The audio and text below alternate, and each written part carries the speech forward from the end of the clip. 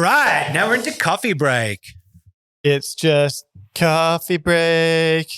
I need to have a break from coffee with a coffee break. 2 sugars. No 2 sugars. Well, yeah, And- we're killing the hot take sound as well. Oh yeah, Finally absolutely. time for some hardcore. We're remixing it. We're remixing it. And I thought we might put it to a poll, but, who knows? Tim Varney's enough. Mate, I have to say that episode was a perfect extraction.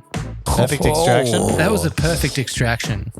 Why? Why was it a perfect extraction? Because Tim Varney is a coffee superstar. Any coffee nerd out there would just be geeking out about getting to listen to him go on. The episode was a long one and a bloody good one. Such a wealth of information from that bloke. And I can't wait to get him on again. I especially loved, you could tell at the hot takes towards the end when you were getting in about co-ferments and about this, that there would be no person that has more hot takes or opinions about coffee and how it's served than that bloke, I reckon. I reckon he's got a whole lot more left in the gas tank. Where that came from. That was 1 barrel. He's got plenty more to come. Yeah. So Now, you noticed on the pod, I was a bit unfair to you and just threw you under the bus with an Alaskan duck fart. You had to have one live on the show. How was it? not as bad as I thought it would be. But Bailey's, goes down quite well. Bailey's is an underrated drink. We were talking about this the other day with a cocktail maker where it's like it kind of got a bad rap as like a little baby's drink, but I feel like everyone's coming around now where you're like, Bailey's on ice. Hard to go past. It's delicious. So to make up for it, we've got our producer Liam. Have you got to hold it up to the camera? You got a little duck fart sitting in front of you. I'm ready. It is now midday, lunchtime, and this is our lunch. I've poured myself one. I've poured you one. The 3 of us are going to test out the Alaskan duck fart and see if it's any good. Go.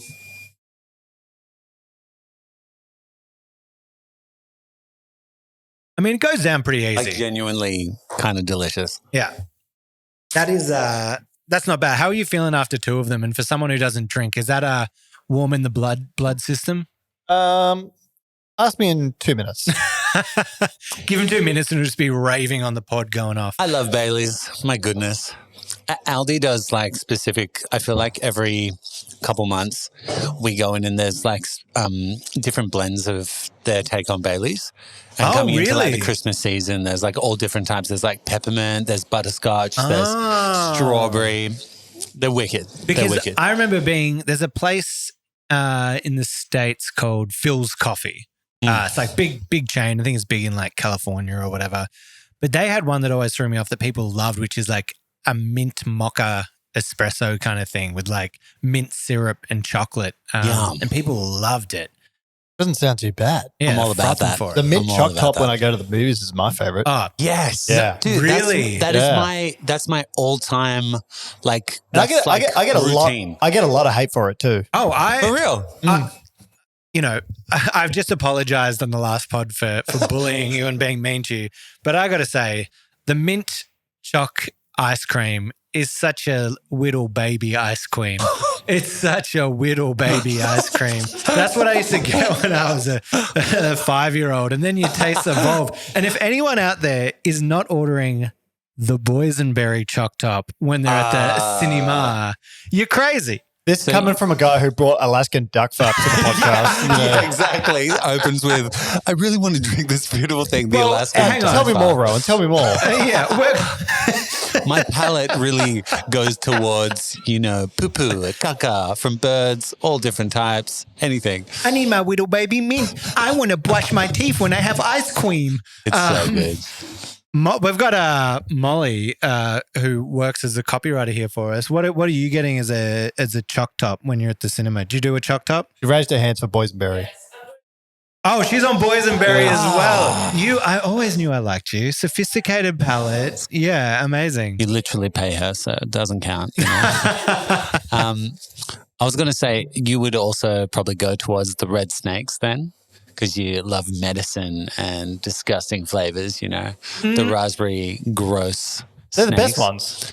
Oh, I'm gonna. Wait, what do you have? You know what I hate in lollies? Lemon and orange. Oh yeah, no. They're the flavors that the whole packet is left. It's just lemons and oranges in there for me.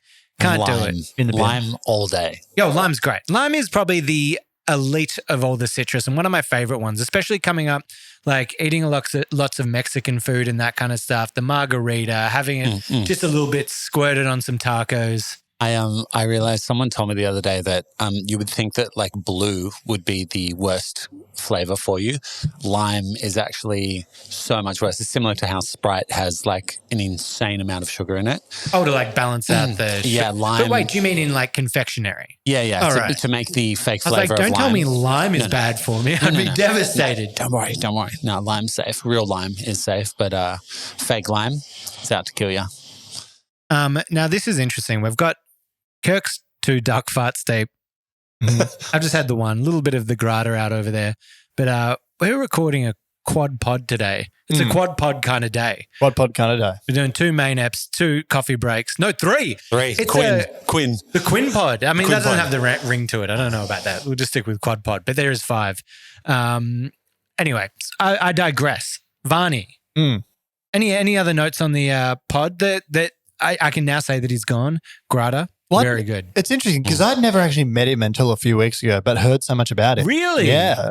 I thought you were like long-time chums. And then he came into the shop the other day, and I always kind of viewed him as he would be some sort of coffee conservative. Like perhaps he views like a lot of what I do at the shop, which is, modernizing sort of old things that we do. So doing it in a new way, and then especially with the co-ferment stuff, I thought he'd be very skeptical, but he's actually quite open-minded about it all. Yeah, and he kind of came in, obviously, with his opinion before he had your coffees was like, screw co-ferments kind of thing. You could tell that that's his background. He's a purist, and that makes sense. He had, I thought it was an interesting point that he brought up, that it's like, does that stop the, development of regular coffee and that kind of thing? But he was like, I went in there, you did some different things and it tasted bloody great. What can I complain about? And that's the type of mindset that you need in this industry, not to just be stubborn without cause. Well, this is the thing. I feel like everyone feels like you have to have one position or the other in it. There's only like 2 positions you can take, and it's not meeting somewhere in the middle. It's not, okay, well, this plays a role here. And if you think that Finger Deborah isn't as good as a strawberry co-ferment, then, that's just fucking silly. The funny thing that was brought up when you guys were talking about it, you were like, I think traditionally everyone's going to pick like, the geisha or like whatever it is over the co-ferment, like in that fake flavor and doing that. I'm like, wait, who's everyone? If you talk about like coffee nerds, yes. But if you're talking about the general public, mate, if you give anyone a coffee that tastes distinctly of a certain fruit or a certain element, they're always so blown away. They're like, oh my God, it really does taste like orange. Oh my God, it really does taste like watermelon. You're like, yeah, because it was fermented in watermelon. But this is the thing. Like sometimes it can be done in a way that's too intense. So we actually blend the coffees down. Yep. So it's good that they come so intense, because then we can blend it and we can sort of, because these co-ferments, they're not cheap. At least the ones I get anyway. They're not actually cheap coffees. Yeah. And so we blend it down because, one, it's so intense. And if I served you just 100% single origin strawberry ferment as a milky, you'd hate it. Yeah. So we blend it so it actually comes to balance. And that also makes it more cost effective, so a customer can get it for a modest price of $6.50. Do you serve it up black? Do many people have it like espresso or long black, strong black as you would call it? Well, we make blends for filter and mostly as cold brew. Yep. So because cold brew for the most part sucks, I've always found. Yeah, I don't really have much cold brew that I really like.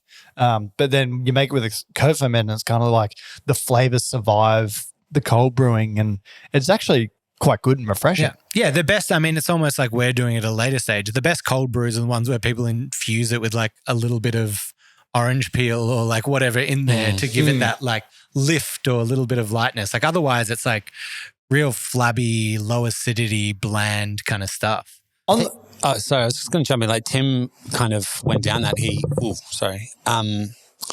Tim made that parallel between like kind of the natty wine industry and how like, they've come kind of full circle. There's been a bit more time in development of them, and it's similar to the co-ferment world. There's like this lack of like subtlety at the moment. And you brought up a really good point, Ro, saying like, Thank you. Are you able to, does that mean like, does it encourage people to use like the bad, poor, kind of the trash part of the crop of coffee and just like co-ferment it?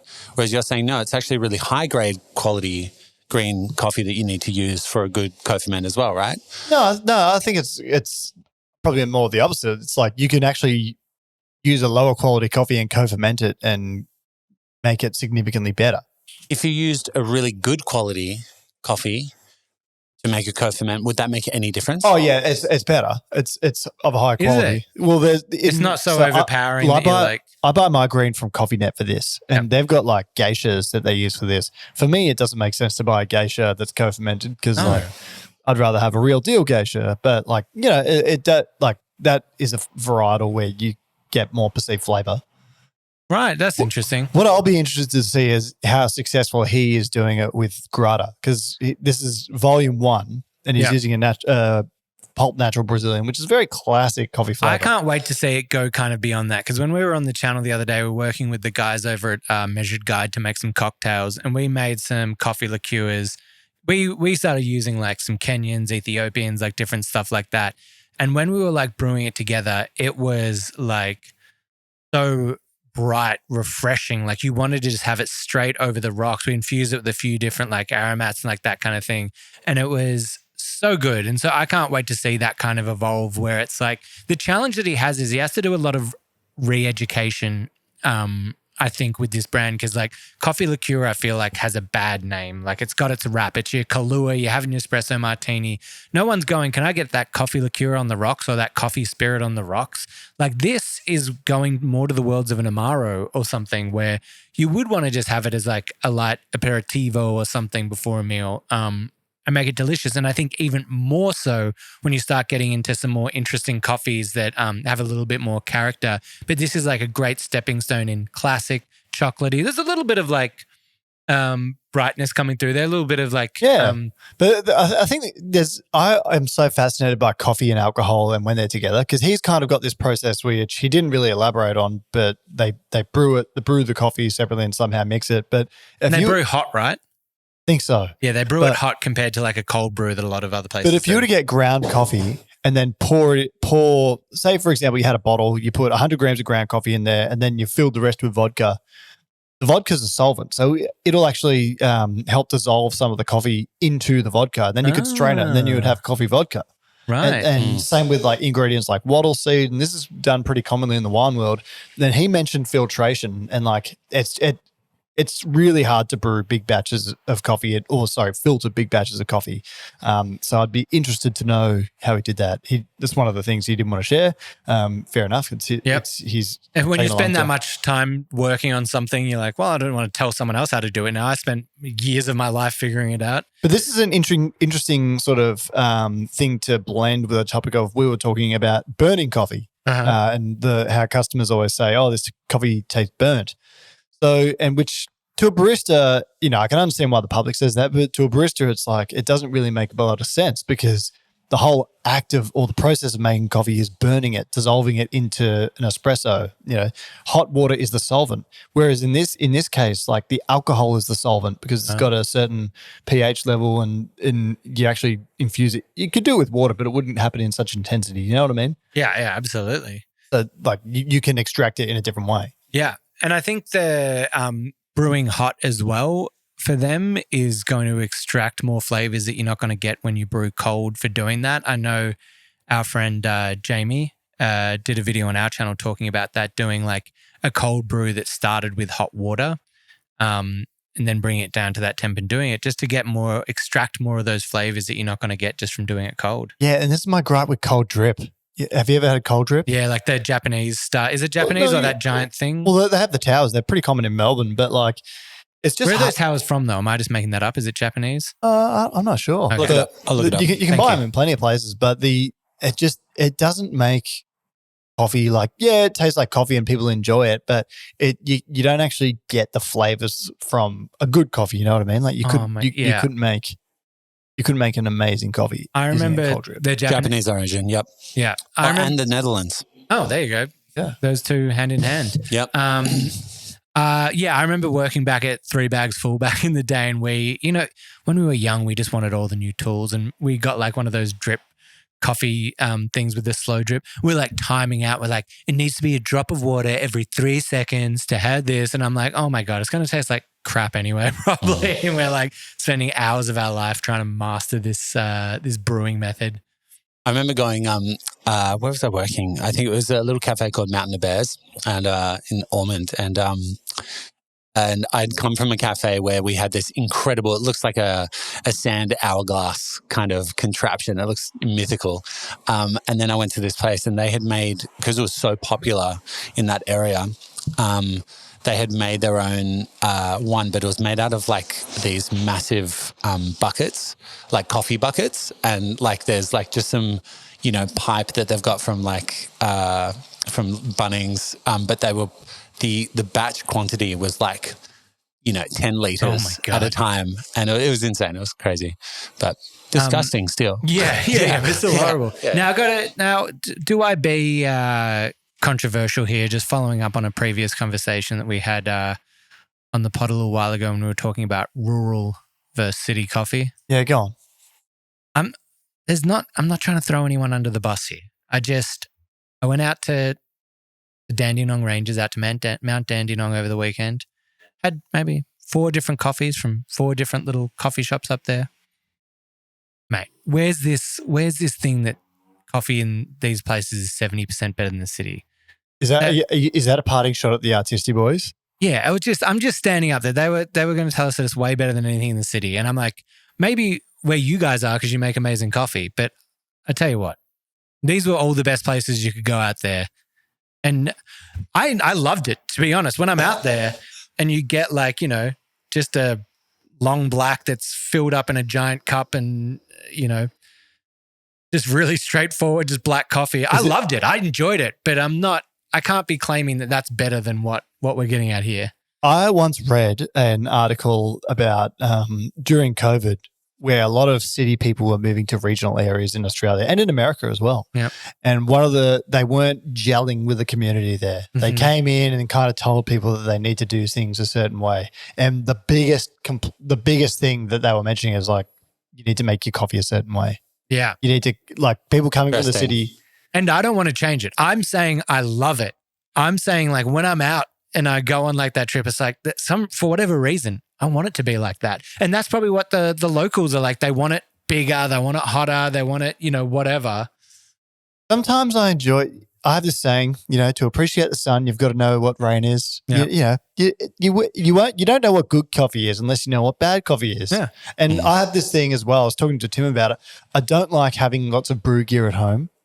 I have a saucepan and instant coffee at home. There you go. And that's how I do it at home. Yeah. I'm still shocked by this. Do you WDT the instant coffee? Oh, yeah, everything. Measure the TDS and everything. Because don't get me wrong, like I also like I don't have like a cool espresso machine at home and, work with coffee for a long time. But I have a little V60, but it's got like the mesh inbuilt. Like I don't even have paper filters that I like recycle through it. But when I go home or when I've spent a few days away from home, away from work, having that set up and not having such great coffee at home makes me look forward to going to work. Oh yeah, absolutely. So that's why I like having the separation. And just so I don't come off like the boomer, the boomer, yeah, the wanker of like doing it. Anyone out in the Mount Dandenong kind of area and that, let me know where I should go. I want to be, this isn't a jab at anyone. I loved my experiences out there. I had amazing scones with jam and cream, put on the extra 2 kilos, Maybe you just didn't go far enough. There's a South Park episode where all the city people move to South Park, and I think it's a reference to this COVID thing, and they get out of the car and they're like, Tesla, Wi-Fi, Cortado. Are you one of those people? No, I just said I loved it. I just said I loved every second of the quaint, Cortado, beautiful little buildings up there. It was I wouldn't change a thing. Wi-Fi, Tesla. I did drive my Tesla up. Have you got a Tesla? Oh, I didn't know that. I don't. No. Okay, there you go. That actually just made me. That reminded me. Talking about the filter, Tim and his AeroPress kind of stuff. You like pressed him about what he makes at home, and he has like a book of like all of the world champions recipes, and just opens it on a random page and goes, "I'm going to brew it like this." Yeah, I love that. That's pretty niche. I love that. It's like a Russian roulette. Roll the dice. What's my coffee going to be like today? Yeah, that's so fun though. Like you've got like winning recipes. Like why not? Like let's check it out. I do find the AeroPress one of the easiest, just to like, consistently get pretty good though. Like just like whack the coffee in, fill it up. I've got a hot Wait 2 take that minutes. this is the one I was going to mention. Oh, here we go. Okay, I'm ready. I've never actually made an AeroPress. What?